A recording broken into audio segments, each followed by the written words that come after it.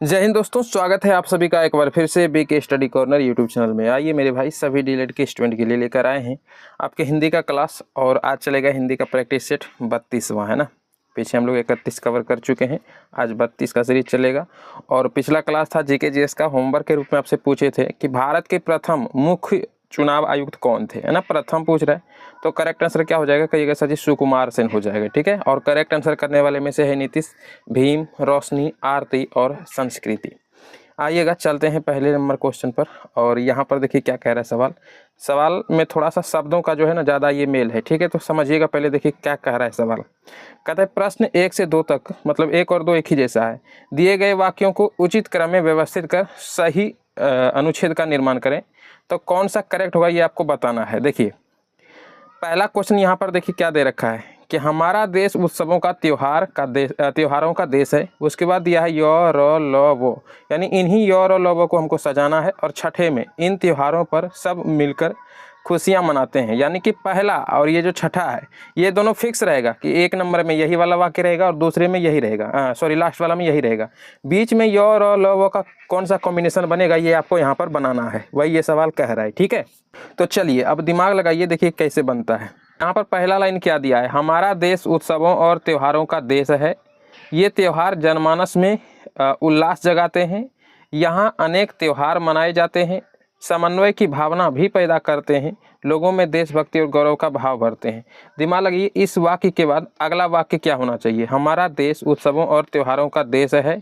इसके बाद क्या हो जाएगा, यहाँ अनेक त्योहार मनाए जाते हैं, ठीक है। ये होना चाहिए मेरे ख्याल से, है ना, कि हमारा देश उत्सवों और त्योहारों का देश है। यहाँ अनेक प्रकार के त्यौहार मनाए जाते हैं। ये त्यौहार जनमानस में उल्लास जगाते हैं, लोगों में देशभक्ति और गौरव का भाव भरते हैं और समन्वय की भावना भी पैदा करते हैं। हो गया ना। भी वाला जो होता है वो लास्ट में आता है, बीच में जितना भी वाक्य है वो लगा देना है। तो करेक्ट आंसर क्या हो जाएगा, कहिएगा सर जी ये 1 नंबर तो रहेगा। इसके बाद हम लोग सबसे पहले कहाँ चल गए, रॉ पर चल गए, है ना। तो रॉ ले लीजिए। उसके बाद कहाँ पर गए, ये त्योहार जनमानस में उल्लास जगाते हैं, सर यो ले लेंगे।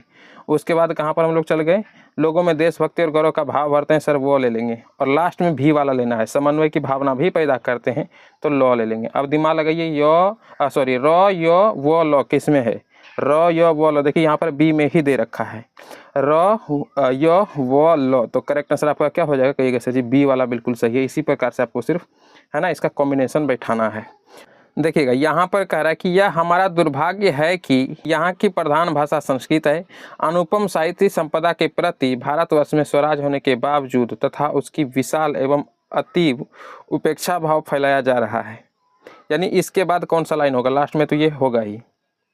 चलिए देखिए दिमाग लगाते हैं, यह हमारा दुर्भाग्य है कि भारतवर्ष में स्वराज्य होने के बावजूद यहाँ की प्रधान भाषा संस्कृत है ना। है तो नहीं दिया है लेकिन फिर भी, तो भारतवर्ष में स्वराज्य होने के बावजूद यहाँ की प्रधान भाषा संस्कृत तथा उसकी विशाल एवं अनुपम साहित्य संपदा के प्रति अतीव उपेक्षा भाव फैलाया जा रहा है। मतलब क्या क्या हो गया, पहले कहिएगा सर दुर्भाग्य है कि भारतवर्ष में, तो सर लॉ पहले ले लेंगे। उसके बाद बावजूद यहाँ की प्रधान भाषा संस्कृत, सर यो ले लेंगे। उसके बाद कौन सा हो गया, कहिएगा सर तथा उसकी विशाल एवं, सर वो ले लेंगे। उसके बाद अनुपम साहित्य संपदा के प्रति, सर रॉ ले लेंगे, है ना। उसके बाद लास्ट में अति उपेक्षा भाव फैलाया जा रहा है, लॉ यो वो रो, लॉ यो वो रो। सर ऑप्शन ए में ही तो दे रखा है, लॉ यो वो रो। ये दिमाग लगाइएगा, ऑटोमेटिक बैठ जाएगा कि हाँ यही वाला लग रहा है, ठीक है। बस दिमाग लगाने की जरूरत है।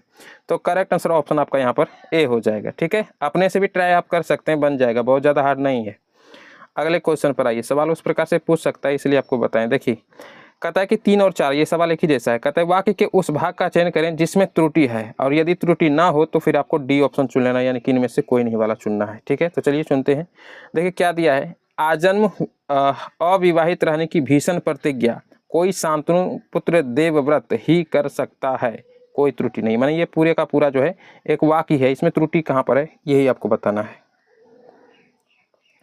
चलिए लगा लिए दिमाग। देखिए मेरे भाई, यहाँ पर कहिएगा सर सब तो सर सही ही लग रहा है, लेकिन यहाँ पर आजन्म नहीं होगा। देखिए आजन्म माने हो गया कि जन्म से लेकर के मृत्यु तक, यानी पूरे जीवन भर, माने अविवाहित रहने की भीषण प्रतिज्ञा। तो ये तो सर लाइन ठीक लग रहा है, लेकिन आजन्म यहाँ पर ना लिख करके हम आजीवन लिखें तो कैसा रहेगा, आजीवन तो ये थोड़ा ज़्यादा सही लगता है। आजन्म माने हो गया कि जन्म से ही, तो कोई जन्म से ही तो प्रतिज्ञा नहीं कर सकता है, यानी जन्म लेने के बाद जीवन में कभी भी जाकर वो प्रतिज्ञा कर सकता है कि भाई हम पूरे जीवन भर अविवाहित रहेंगे। तो इसीलिए आजीवन शब्द यहाँ पर ज़्यादा सुटेबल रहेगा। आजन्म मतलब जन्म से ही कोई प्रतिज्ञा नहीं ले सकता है ना, जन्म के समय तो व्यक्ति छोटा रहता है, समझ गए ना। तो आजीवन शब्द यहाँ पर सही रहेगा, इसलिए करेक्ट आंसर क्या हो जाएगा, कहिएगा सर जी ऑप्शन ए में ही तो त्रुटि है, त्रुटि वाला भाग यहाँ पर पकड़ने के लिए कह रहा था। तो करेक्ट आंसर ऑप्शन आपका ए हो जाएगा। अगला क्वेश्चन उसी प्रकार है, यहाँ पर त्रुटि पकड़ी, देखिए क्या हो जाएगा। हमारे देश का विकास हिमालय से हिंद महासागर तक है, या फिर इसमें अगला है कोई त्रुटि नहीं है। अच्छा, हमारे देश का विकास हिमालय से, तो ऊपर में हिमालय हो गया, कहिएगा हाँ सर, और इधर कहता है हिंद महासागर, नीचे जो एरिया है वो हिंद महासागर का। तो हिमालय से लेकर हिंद महासागर, ये लाइन तो ठीक लिखा हुआ है, लेकिन देखिए क्या लिखा है, हमारे देश का विकास हिमालय से हिंद महासागर। अच्छा, यहाँ पर विकास शब्द कैसे हो गया, विकास की जगह यहाँ पर ये हम कह सकते हैं कि विस्तार, है ना। क्या बोल सकते हैं कि हमारे देश का विस्तार हिमालय से लेकर के हिंद महासागर तक है, तब लाइन सही रहेगा, यहाँ पर विकास नहीं होगा। तो करेक्ट आंसर क्या होगा, कहेगा सर यहाँ पर भी ऑप्शन ए में ही त्रुटि दे रखा है, समझ गए ना, विकास की जगह विस्तार होना था। चलिए अब आइए अगले क्वेश्चन पर, देखिए यहाँ पर क्या कह रहा है। प्रश्न 5 और 6 यानी ये दोनों एक ही जैसा सवाल है। दिए गए शब्द का पर्यायवाची शब्द चुने, यानी आपको पर्यायवाची बताना है कारमुख का। कारमुख किसका पर्यायवाची शब्द है भाई, बताइए क्या करेक्ट आंसर हो जाएगा। तो भाई मेरे यहाँ पर जो धनुष लगा रहे हैं आप बिल्कुल सही है। कारमुख किसका पर्यायवाची शब्द है, धनुष का। धनुष का अन्य पर्यायवाची शब्द और भी हैं, थोड़ा सा लिख लीजिए यदि आप नोट बना रहे हैं तो। सरासन भी इसी का पर्यायवाची शब्द है, सरासन। इसके अलावा पिनाक यदि बोला जाए, पिनाक, तो ये भी इसी का पर्यायवाची शब्द है। इसके अलावा यदि आपको कमान बोला जाए, कमान, तो ये भी इसी का पर्यायवाची शब्द है। इसके अलावा सारंग एक लास्ट लिखिएगा, सारंग, ये भी इसी का पर्यायवाची शब्द है, सारंग, ठीक है। तो सरासन, पिनाक, कमान, सारंग, ये किसका है, और एक कारमुख याद रखिएगा, ये धनुष के ही पर्यायवाची शब्द हैं। अच्छा, बाण का यहाँ पर धनुष नहीं लगाइएगा, बाण अलग चीज है, धनुष अलग चीज है। बाण का पर्यायवाची शब्द सर क्या होता है, तो लिखिएगा सर, सर ये वाला सर, सर, तीर, नराच, नराच, इसके अलावा ईसु, ईसु, है ना, ईसु, और एक आसुग होता है, आसुग। ये सब क्या है, बाण के पर्यायवाची शब्द हैं, ध्यान रखिएगा। कमान अलग चीज़ है, कहता है ना तीर कमान, तो कमान माने धनुष हो गया और तीर माने बाण हो गया, ये ध्यान रखिएगा, ठीक है, अलग अलग। और कारमुख किसका हो जाएगा, ये धनुष का ही हो जाएगा। अच्छा, पक्षी का क्या क्या हो जाएगा, एक बार लिखिएगा फिर से, पक्षी का क्या क्या हो जाएगा, एक सेकेंड, हाँ पक्षी का तो आपको बताए थे खग, खग होता है। इसके अलावा क्या हो जाएगा, एक सर अंडज लिखवाए थे, खग, अंडज। इसके अलावा विहग हो जाएगा, विहग। इसके अलावा पंछी हो जाएगा, क्या, पंछी। इसके अलावा पक्षी भी होता है, ये वाला पक्षी, पक्षी हो जाएगा। इसके अलावा द्विज भी होता है, लिखिएगा द्विज, मेरे ख्याल से ये वाला अभी तक आपको नहीं बताए हैं, द्विज लिखिएगा। और एक परिंदा लिखिएगा, इसके ऊपर तो मुहावरा, ये परिंदा भी पर नहीं मार सकता है ना, तो परिंदा भी इसका पर्यायवाची शब्द होता है। तो पक्षी का पर्यायवाची शब्द ये सब लिख लीजिएगा, ठीक है, एग्जाम में पूछ सकता है। सैनिक का आपको इंपॉर्टेंट नहीं है, नहीं भी लिखेगा तो कोई दिक्कत आपको नहीं होने वाला, ठीक है। चलिएगा, अगर होगा तो अगले क्लास में आपको बता भी देंगे, कोई बात नहीं है। अगले क्वेश्चन पर आइए, देखिएगा यहाँ पर कह रहा है कि भाई बताइए मनीषी किसका पर्यायवाची शब्द है, मनीषी। लगा रहे हैं, चलिए मेरे भाई देखिए इसका करेक्ट आंसर क्या हो जाएगा, ये सर प्रज्ञ हो जाएगा। मनीषी का पर्यायवाची शब्द क्या हो जाएगा, प्रज्ञ। सर ना ही मनीषी का मतलब समझ में आ रहा है, ना ही प्रज्ञ का मतलब समझ में आ रहा है, तो मेरे भाई इसका मतलब होता है विद्वान।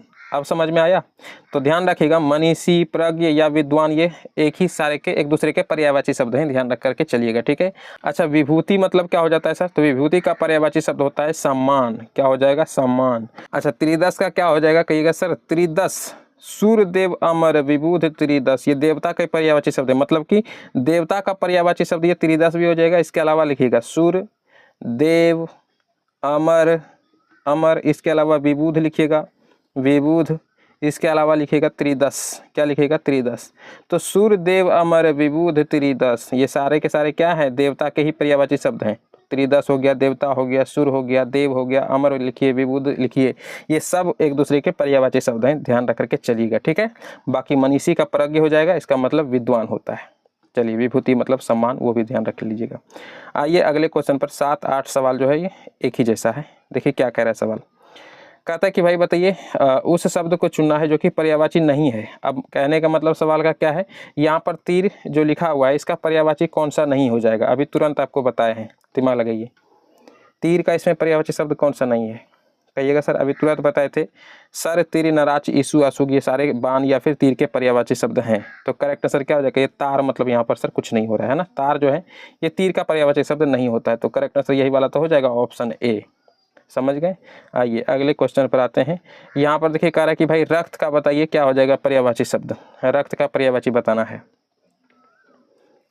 चलिए कहिएगा सर खून तो होगा ही, रुधिर भी होगा, इन दोनों में सर समझ में नहीं आ रहा है। तो मेरे भाई शोणित भी इसी का पर्यायवाची शब्द होता है, लिखिएगा।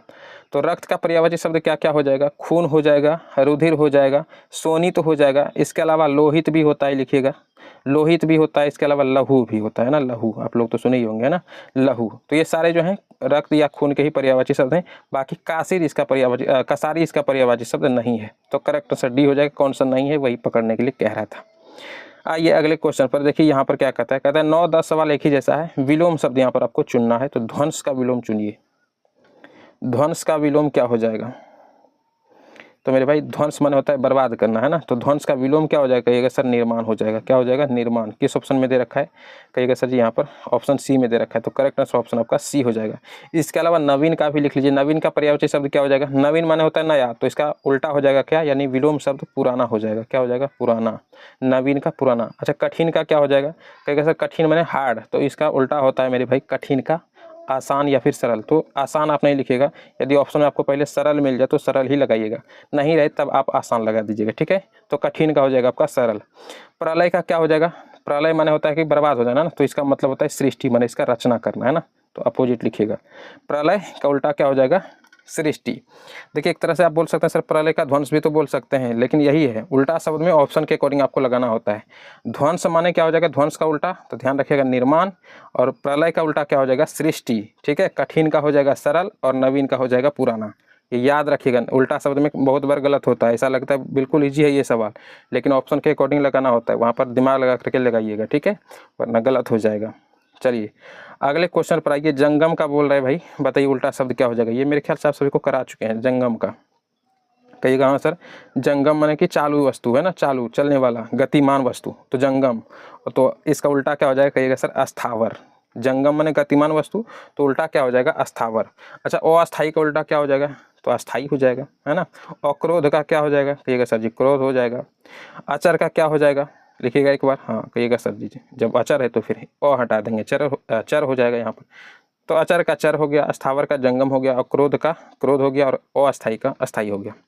चलिए अच्छा अगले क्वेश्चन पर आइए, देखिए यहाँ पर क्या कहता है, कहता है बिल्ली डैश चूहे को मारा, बिल्ली से चूहे को मारा, कहिएगा नहीं सर ये वाला नहीं होगा। बिल्ली ने चूहे को मारा, कहिएगा हाँ सर ये हो सकता है। बिल्ली के लिए चूहे को मारा, तो ये भी नहीं होगा। बिल्ली के द्वारा चूहे को मारा, सर ये भी सुटेबल नहीं है। करेक्ट आंसर क्या हो जाएगा, कहिएगा सर बी हो जाएगा, ये आसान था, है ना, बिल्ली ने चूहे को मारा। चलिए अगले क्वेश्चन पर आइए। अच्छा ये है आपका अनुच्छेद वाला, कहता है अनुच्छेद के आधार पर उत्तर दीजिए। चलिए पहले एक बार हम लोग क्वेश्चन पढ़ते हैं, भले किसी के आधार पर ये पूछ रहा हो। कौन सी वस्तुएं मुद्रास्फीति से सर्वाधिक प्रभावित होती हैं। अच्छा चलिए देख लेते हैं एक बार क्या लगा है ना, कहीं गलत हो जाए तो थोड़ा सा पढ़ लेते हैं फटाफट क्या कह रहा है। इसको और थोड़ा छोटा कर लेते हैं। आइए देखिए मेरे भाई यहाँ पर कह रहा है, अरे मुद्रा का अपना कोई प्रयोग नहीं है, उसका लाभ तभी है जबकि उसके बदले अन्य वस्तुएं या सेवाएं ली जा सकें। वस्तुओं और सेवाओं की मात्रा के बढ़ने या घटने के साथ साथ मुद्रा प्रवाह में भी बढ़ाव या घटाव हो सकता है। अत्यधिक मुद्रा में बहुत कम चीज़ें आए तो समझिए मुद्रास्फीति बढ़ती है, यानी इस स्थिति में क्या होता है, मुद्रास्फीति वाला स्थिति पैदा हो जाता है। मैंने कोई बहुत ज़्यादा पैसा आप दे रहे हैं तब जा करके किसी सामान को हम खरीद रहे हैं, तो उसी को कहते हैं मुद्रास्फीति। मुद्रास्फीति का अर्थ है वस्तुओं और सेवाओं के मूल्य में वृद्धि। क्या हो गया, वस्तुओं और सेवाओं के मूल्य में वृद्धि।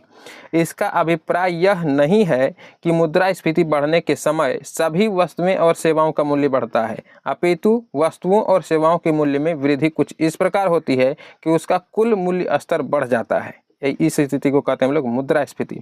मुद्रास्फीति तब होती है जब निश्चित समय काल में मूल्य बढ़ते हैं और व्यवस्था को प्रभावित कर देते हैं।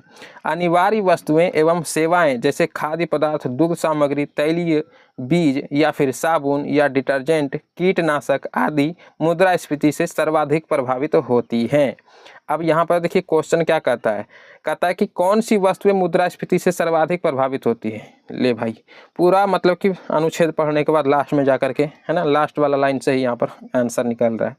खैर कोई बात नहीं, पूरा आपको पढ़ लेना है, कहाँ से आंसर निकलेगा उसका कोई ठिकाना नहीं है ना। तो क्या कह रहा है कि कौन सी वस्तुएं मुद्रास्फीति के कारण सर्वाधिक प्रभावित होता है, तो उच्च प्रौद्योगिकी वाली वस्तुएं, कहिएगा सर नहीं। उच्च मूल्य वाले वस्तुएं, कहिएगा सर ये भी नहीं। अनिवार्य वस्तुएं और सेवाएं, है ना, जैसे कि अभी बताया ना, तैलीय बीज हो गया, खाद्य पदार्थ, डिटर्जेंट, ये सब जो है अनिवार्य वस्तुएं और सेवाएं प्रभावित होती हैं मुद्रास्फीति से। तो यही वाला आंसर हो जाएगा आपका ऑप्शन सी। यहाँ पर अवतरण से स्पष्ट नहीं, ऑप्शन आपका सी बिल्कुल सही जवाब हो जाएगा। आइए अगला क्वेश्चन देखते हैं यहाँ पर क्या कह रहा है। कहता है 13-14 सवाल एक ही जैसा है, शुद्ध वाक्य यहाँ पर चुनना है। तो चुनते हैं। दुर्घटना स्थल पर भारी भरकम भीड़ जमा थी। दुर्घटना स्थल पर बहुत भारी भीड़ जमा थी। दुर्घटना स्थल पर भारी भीड़ जमा थी। दुर्घटना स्थल पर बहुत सारी भीड़ जमा थी। अच्छा, थोड़ा थोड़ा का अंतर है। तो भारी भरकम, सर ये वाला तो नहीं होगा। भारी भरकम वर्ड हम तब यूज करते हैं जैसे कोई सामान हम उठा रहे हैं ना, वो हमको भारी फील हो रहा है, उस जगह पे भारी या भरकम वाला, ये भरकम शब्द जो आ गया ना, तो इसका मतलब वही होता है, किसी चीज़ को हम उठा रहे हैं वहाँ पर ये शब्द आता है भारी भरकम। तो यहाँ पर ये वाला लाइन तो गलत हो जाएगा। दुर्घटना स्थल पर बहुत भारी भीड़ जमा थी, सर ये हो सकता है। और दुर्घटना स्थल पर भारी भीड़ जमा थी, सर ये भी लग रहा है। दुर्घटना स्थल पर बहुत सारी भीड़, बहुत सारी क्या, भीड़ को हम गिन रहे हैं थोड़ी ना, कहीं पर भीड़ लगा होता है एक ही जगह लगा होगा, बहुत सारी तो संख्या में नहीं होगा कि हाँ एक भीड़ यहाँ पर भी, अगले भीड़ यहाँ पर भी लग चुका है। तो ये वाला भी लाइन गलत हो जाएगा, लेकिन ये दोनों लग रहा है। तो मेरे भाई यहाँ पर देखिए, याद रखिएगा आप, इन दोनों स्थिति में क्या हो जाएगा, कहिएगा सर करेक्ट आंसर यहाँ पर हो जाएगा ऑप्शन आपका सी। ये ध्यान रखिएगा, दुर्घटना स्थल पर भारी भीड़ जमा थी, ये सही है। बहुत भारी भीड़ नहीं बोलेंगे यदि ये दोनों ऑप्शन में आपको यहाँ पर दिख रहा हो तो सी को लगाइएगा। यानी कहने का मतलब जहाँ पर ये बहुत शब्द नहीं रहेगा वहीं पर आपको लगाना है। तो दुर्घटना स्थल पर भारी भीड़ जमा थी, ये बिल्कुल सही हो जाएगा यदि दोनों ऑप्शन में दे रखा हो, तो इसको ध्यान रखिएगा, ठीक है। प्रैक्टिस सेट लगाने का मतलब ही यही होता है। अगले क्वेश्चन पर आइए। कहता है बिजली जाने पर सब लोग छत के ऊपर चले गए। बिजली जाने से सब लोग छत पर चले गए। बिजली जाने से सब लोग छत के ऊपर चले गए और बिजली जाने पर सब लोग छत पर चले गए। दिमाग लगाइए। तो कहिएगा सर बिजली जाने से तो होगा नहीं, बिजली जाने पर ये हो सकता है। बिजली जाने से सब लोग छत के, देखिए ये भी हो सकता है ना। यहाँ पर दिमाग लगाइए क्या हो जाएगा। देखिए मेरे भाई, सबसे सटीक आपको यहाँ पर चुनना है। ऑप्शन काफ़ी इंटरेस्टिंग ये दिया हुआ है, सबसे सटीक चुनना है। तो बिजली जाने पर सब लोग छत के ऊपर चले गए, ये गलत है। छत पर भले चले गए, छत के ऊपर कहाँ जाएगा, आसमान जाएगा नहीं ना। तो बिजली जाने पर सब लोग छत पर चले गए, यही होना था। तो यहाँ पर ऊपर लिख दिया है, छत के भी ऊपर, तो गलत हो जाएगा सर। उस हिसाब से छत के ऊपर तो सर फिर यहाँ पर भी लिखा है, तो बिल्कुल मेरे भाई ये वाला भी गलत हो जाएगा। बिजली जाने से सब लोग छत पर चले गए, अब यहाँ पर ये से में कन्फ्यूजन है। बिजली जाने से नहीं होगा, जो सही वाला होगा, शुद्ध वाक्य जो बनेगा वो बिजली जाने पर बनेगा, ठीक है। बिजली जाने पर सब लोग छत पर चले गए, तो करेक्ट आंसर क्या होगा, कहिएगा सर जी डी वाला हो जाएगा। ध्यान रखिएगा इसको, ठीक है। इसमें ये मतलब सर पूरा लॉजिक वाला ये क्वेश्चन नहीं है, बस इसमें शुद्ध और अशुद्ध पकड़ना होता है। तो ध्यान रखिएगा, इस से वाला यहाँ पर ना होकर के पर वाला ही होगा कि बिजली जाने पर सब लोग छत पर चले गए, और छत पर चले गए, ये नहीं कि छत के ऊपर चले गए, ऊपर वाला तो पहले होगा ही नहीं। तो ध्यान रखिएगा, इन दोनों में करेक्ट आंसर क्या हो जाएगा, कहिएगा सर जी डी वाला हो जाएगा, ठीक है। चलिए आइए अगले क्वेश्चन पर। यहाँ पर समझिए, कहते हैं तुलसीदास द्वारा रचित रामचरितमानस में कितने कांड हैं। कितने कांड में उसका रचना किया है तुलसीदास जी ने, बताइए। तो सबसे पहले तो यही याद रखिएगा, सवाल ये भी पूछा जाता है कि रामचरितमानस के रचयिता कौन है, तो कहिएगा सर जी गोस्वामी तुलसीदास, ठीक है। अब ये कितने कांड में रचा हुआ है, तो ये आपको यहाँ पर पूछ रहा है। तो भाई मेरे इसका करेक्ट आंसर ऑप्शन ए हो जाएगा, 7 कांडों में रचा हुआ है रामचरितमानस। कहिएगा सर जी थोड़ा सा बता दीजिए ना कौन कौन सा। तो भाई अगर लिखना है तो आप लिख लीजिए, यदि नोट बना रहे हैं तो सबसे पहला हो जाएगा बाल कांड, ठीक है। रामचरितमानस का पहला कांड बाल कांड है। इसके बाद सर कौन सा हो जाएगा, तो अयोध्या कांड इसके बाद स्टार्ट हो जाता है। कौन सा, कहिएगा सर जी अयोध्या कांड, ठीक है। तो हम कांड नहीं लिखते हैं, बस ये नाम लिख देते हैं, अयोध्या हो गया। इसके अलावा होता है फिर आपका अरण्य कांड, क्या होता है, कहिएगा सर जी अरण्य कांड। इसके बाद होता है किष्किंधा कांड या किष्किंधा कहिए, है ना, किष्किंधा कांड। तो 1 2 3 4 सर 4 हो गए, 3 और बचा है। किष्किंधा कांड के बाद होता है सुंदर कांड, लिखिएगा। इसके बाद होता है सुंदर कांड, सुंदर कांड के बाद होता है लास्ट में लंका कांड, और लंका कांड के बाद में लास्ट में होता है उत्तर कांड। तो उत्तर मतलब ही होता है कि लास्ट में। तो ध्यान रखिएगा, पहला हो जाएगा बाल कांड, फिर अयोध्या कांड, फिर अरण्य कांड, फिर किष्किंधा कांड, फिर सुंदर कांड, फिर आपका लंका कांड और लास्ट में उत्तर कांड। टोटली हो गए 7 कांड में रामचरितमानस जो है रचा हुआ है, तुलसीदास जी ने इसकी रचना की है। आइए अगला क्वेश्चन देखिए, कहता है विलोम शब्दों के अनुचित जोड़े को पहचानिए। विलोम शब्द किसमें सही नहीं लिखा हुआ है, अनुचित जोड़ आपको पकड़ना है। चलिए दिमाग लगा लिए। देखिए मेरे भाई, यहाँ पर शेष का अशेष होगा, ये बिल्कुल सही है। शीर्ष का तल होगा, ये भी बिल्कुल सही है। और लभ्य का अलभ्य होगा, ये भी सही है। लेकिन शिष्ट का परिशिष्ट नहीं होगा, ठीक है। तो करेक्ट आंसर क्या हो जाएगा, कहिएगा सर ऑप्शन ए बिल्कुल सही है। शिष्ट का परिशिष्ट ना होकर के शिष्ट का क्या हो जाएगा, लिखिएगा एक बारी। शिष्ट का मेरे भाई हो जाता है अशिष्ट। शिष्ट का क्या हो जाएगा, अशिष्ट हो जाएगा।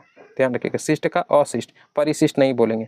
तो करेक्ट आंसर ऑप्शन आपका ए हो जाएगा। ठीक, चलिए आइए अगला क्वेश्चन कहता है कि आधा तीतर आधा बटेर होना। भाई अर्थ बताइए इसका, मुहावरा दे रखा है ये।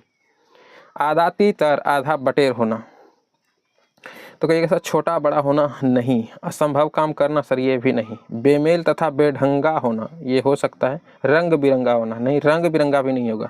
यहाँ पर हो जाएगा आपका बेमेल तथा बेढंगा होना। देखिए ये लाइन कब यूज होता है, जैसे किसी वाक्य में यदि हम बनाएं, कोई व्यक्ति मतलब धोती कुर्ता पहन लिया है और ऊपर से टाई लगा लिया है, तो देखने में कितना फनी लगेगा।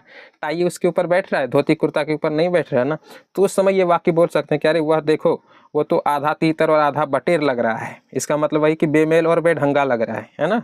तो करेक्ट आंसर आपका क्या हो जाएगा, कहिएगा सर जी सी वाला हो जाएगा। ठीक है, इसका मतलब समझ गए ना, आधा तीतर आधा बटेर होना माने कि बेमेल और बेढंगा होना। चलिए अच्छा, आइए अगला क्वेश्चन। यहाँ पर देखिए क्या कह रहा है, कहता है कि क्षमा शब्द का विलोम शब्द बताइए भाई क्या हो जाएगा। क्षमा का विलोम, तो क्षमा का उल्टा क्या हो जाएगा, कहिएगा सर जी दंड हो जाएगा। दंड माने क्या, किसी को पनिशमेंट देना है ना, तो उल्टा क्या हो जाएगा, क्षमा कर देना। तो समझ गए ना, तो क्षमा का उल्टा हो जाएगा दंड। करेक्ट आंसर क्या हो जाएगा, कहिएगा सर जी बी हो जाएगा। आइए अगले क्वेश्चन पर, यहाँ पर समझिए क्या करें, इसको थोड़ा छोटा कर लेते हैं। देखिए कहता है कि दूर दूर तक विस्तृत था हिम स्तब्ध उसी के हृदय समान, इसमें कौन सा अलंकार है। कहिएगा सर यहाँ पर सर समान शब्द आया हुआ है, लग रहा है सर इसमें उपमा अलंकार है। तो बिल्कुल मेरे भाई आपको सही लग रहा है, यही वाला सही आंसर भी होगा। ठीक है, आपको बताए थे सा से सी सम समाना, बताए हैं सम समाना, या फिर समान भी कह लीजिए कोई दिक्कत नहीं है, या फिर कहीं कहीं पे सरिस भी लिखा हुआ होता है, कोई दिक्कत नहीं है। तो ध्यान रखिएगा सा से सी सम समाना, मतलब इसमें होता क्या है, देखिए ये शब्द तो आता ही है, इसका परिभाषा यही है कि दो भिन्न व्यक्ति या फिर दो भिन्न वस्तुओं के उनके अलग रूप, उनके अलग गुण, उनके अलग रंग, उनके अलग धर्म, उनके अलग अलग इन सभी अवस्थाओं के कारण भी फिर भी उसके आधार पर जो है उसमें समानता दिखाया जा रहा हो। और समानता में कौन सा वर्ड यूज हो रहा हो, तो यही वाला वर्ड सा से सी सम समाना, ये सब जो वर्ड यूज हो रहा हो तो वहीं पर होता है उपमा अलंकार। तो हम लोग सीधा ये वर्ड देखेंगे और पकड़ लेंगे कि यहाँ पर कौन सा अलंकार लगा हुआ है। तो करेक्ट आंसर क्या हो जाएगा, सर जी उपमा अलंकार, ए बिल्कुल सही जवाब हो जाएगा। चलिए अगला क्वेश्चन देख लेते हैं। यहाँ पर कहता है जवाबदेही का अंग्रेजी परिभाषिक शब्द बताइए भाई क्या हो जाएगा। जवाबदेही इसका इंग्लिश बताना है आपको। तो कहिएगा सर जवाबदेही का अकाउंटेबिलिटी हो जाएगा। क्या हो जाएगा, ध्यान रखिएगा, अकाउंटेबिलिटी या जवाबदेही का अंग्रेजी परिभाषिक शब्द बिल्कुल सही है। अच्छा ट्रांसपोर्टेशन, ट्रांसपोर्टेशन का क्या होता है, कहिएगा हाँ सर याद है, परिवहन होता है। ट्रांसपोर्टेशन मतलब परिवहन। अच्छा यहाँ पर देखिए क्या लिखा हुआ है, रिहेबिलिटेशन है ना, रिहेबिलिटेशन इसका मतलब क्या होता है, पुनर्वास होता है। यदि याद रह जाए तो रख लीजिएगा, ठीक है याद, पुनर्वास, रिहेबिलिटेशन माने पुनर्वास होता है। अच्छा एजेंडा मतलब क्या होता है, ये तो आप सभी को बताए हैं, कहिएगा हाँ सर कार्यसूची है, याद है सर बताए तो हैं, कार्यसूची। एजेंडा माने कार्यसूची, रिहेबिलिटेशन माने पुनर्वास, और ट्रांसपोर्टेशन मतलब परिवहन, अकाउंटेबिलिटी मतलब जवाबदेही, याद रखना है आपको। ठीक है, चलिए अगला क्वेश्चन देखिए यहाँ पर क्या कहता है पैसे से ही आदमी की इज्जत होती है या इज्जत है, इसके लिए उचित लोकोक्ति बताइए। यहाँ पर क्या हो जाएगा, पैसे से ही आदमी की इज्जत है। अपनी पगड़ी अपने हाथ, कहेगा नहीं सर ये वाला तो नहीं लग रहा है। जैसी तेरी कामरी वैसे तेरे गीत, पैसे से ही आदमी की इज्जत होती, सर कहिएगा ये वाला भी नहीं लग रहा है। होनहार बिरवान के होत चिकने पात, पैसे से ही आदमी की इज्जत, कहिएगा सर ये वाला भी नहीं लग रहा है। अच्छा तो फिर बच गया क्या, यही वाला, एक बार पढ़ लेते हैं। जर है तो नर नहीं तो खंडहर, हाँ यही वाला हो जाएगा। देखिए पैसे से ही आदमी की इज्जत है, जर है तो नर नहीं तो खंडहर, यही तो हो जाएगा। जर माने यहाँ पर पैसा का ही बोध करा रहा है, तो जर है तो नर नहीं तो खंडहर माने पैसा है आपके पास तब आदमी की इज्जत है, नहीं तो कोई इज्जत नहीं। समझ गए ना। तो करेक्ट आंसर क्या हो जाएगा, कहिएगा सर जी सुटेबल, इसके लिए लोकोक्ति जो हो जाएगा वो डी हो जाएगा। जर है तो नर नहीं तो खंडहर, करेक्ट आंसर डी हो जाएगा। आइए अगला क्वेश्चन समझिए, कह रहा है कि मौसम में आर्द्रता छाई है, रेखांकित का विलोम शब्द बताइए, माने आर्द्रता का विलोम आपको यहाँ पर बताना है। देखिए आर्द्रता का मतलब क्या होता है, नमी वाला एरिया है ना, जहाँ पर पानी का अंश, उसको आर्द्रता कहते हैं। तो इसका उल्टा क्या हो जाएगा, कहिएगा सर ये सूखा हम बोल देंगे, लेकिन गलत है। इसलिए कहते हैं कि उल्टा शब्द में आप जो है ऑप्शन देख करके लगाइए। आर्द्रता माने नमी होता है, तो इसका अपोजिट मेरे भाई शुष्क होगा, ठीक है। डायरेक्ट सूखा नहीं लगाइएगा, सूखा का अपोजिट गीला होता है, ये एक दूसरे के अपोजिट हैं। सूखा का गीला या गीला का पूछे तो सूखा, लेकिन आर्द्रता का पूछे तो शुष्क आपको लगाना है, ठीक है। ये नहीं कि सूखा लगा देंगे, हो जाइएगा गलत। इसलिए कह रहे हैं विलोम शब्द जितना आसान लगता है ना, उतना ही हार्ड होता है और हड़बड़ में गड़बड़ हो भी जाता है। इसलिए ध्यान रख करके लगाइएगा। विलोम शब्द इजी तो है, लेकिन जल्दीबाजी में गलत हो सकता है। करेक्ट आंसर भी होगा, आर्द्रता का विलोम शुष्क होगा। चलिए अच्छा, अगले क्वेश्चन पर आइए। देखिए यहाँ पर क्या कह रहा है, कहता है किलक अरे मैं नेह निहारूं, इन दांतों पर मोती वारूं। इसमें कौन सा रस है, क्या बात है, रस पूछ रहा है। वीर रस है या शांत है या वात्सल्य रस है या हास्य रस। तो देखिए मेरे भाई यहाँ पर किस चीज का बोध हो रहा है, किलक अरे मैं नेह निहारूं, मतलब यहाँ पर संतान का स्नेह दिखाया जा रहा है। जैसे माता पिता अपने बच्चे को प्यार कर रहा है और कहता है कि किलक अरे मैं नेह निहारूं, मैंने तुम्हारी हंसी को हमारा नेह जैसा हमको लगता है, तुम्हारी हंसी मुझे अच्छा लगता है। तुम्हारी दांतों पर मोती वारूं, तुम्हारा दांत जो है मोती की जैसा लग रहा है।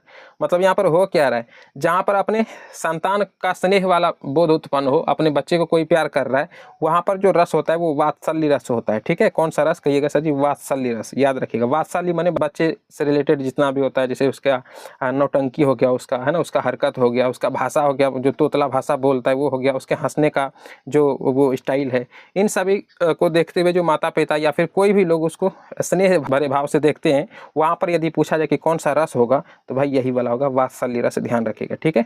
करेक्ट आंसर क्या हो जाएगा कहिएगा सर जी, सी हो जाएगा।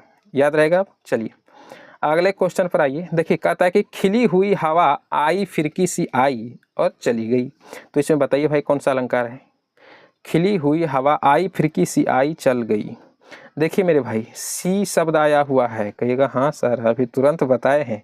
कौन सा अलंकार कहिएगा सर जी, उपमा अलंकार। सा से सी सम समाना सरिस समान, ये सब क्या है, इसके पकड़ने का नियम है। यानी कौन सा शब्द रहेगा, ये बस शब्द आपको पकड़ना, आंसर आपका निकल जाएगा। तो सी यहाँ पर बिल्कुल सही जवाब हो जाएगा मेरे भाई। आइए अगले क्वेश्चन और लास्ट क्वेश्चन पर आते हैं। देखिए कहता है कि आई ऐसी अद्भुत बेला, ना रो सका ना विहस सका। इस पंक्ति में कौन सा अलंकार है बताइए।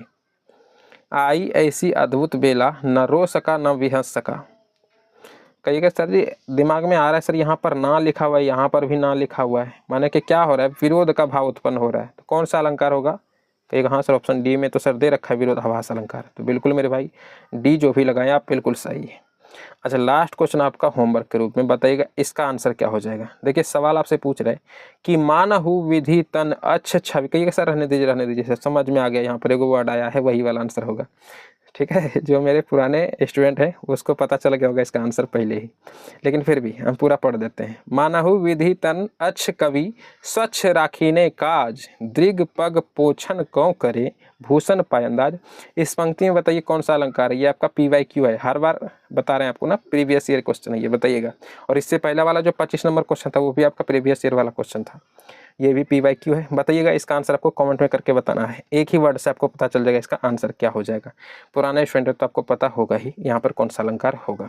बाय द वे मिलते हैं आपसे अगली क्लास में। और हाँ पिछला क्लास नहीं देखें तो डिस्क्रिप्शन में प्लेलिस्ट का लिंक मिल जाएगा, क्लिक करके सारा क्लास देख लीजिएगा। फ्री में PDF चाहते हैं तो डिस्क्रिप्शन में आपको टेलीग्राम चैनल का भी लिंक मिल जाएगा, ठीक ना। तो टेलीग्राम को ज्वाइन कर लीजिएगा, वहाँ पर आपको फ्री में PDF मिलता है। तो मिलते हैं आपसे अगली क्लास में, तब तक के लिए जय हिंद।